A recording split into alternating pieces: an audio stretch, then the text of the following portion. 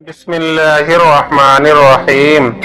چوتھا کلمہ توحید۔ لا الہ الا اللہ وحدہ لا شریک لہ لہ الملک ولہ الحمد یحیی ویمیت وہو حی لا یموت ابدا ابدا ذو الجلال والاکرام بیدہ الخیر وہو علی کل شیء قدیر۔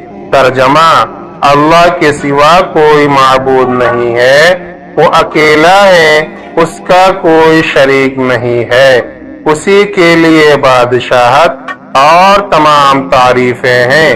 وہی زندہ کرتا ہے اور مارتا ہے، اور وہ زندہ ہے، ہمیشہ کے لیے وہ مرے گا نہیں، عظمت اور بزرگی والا ہے، بہتری اسی کے ہاتھ میں ہے اور وہ ہر چیز پر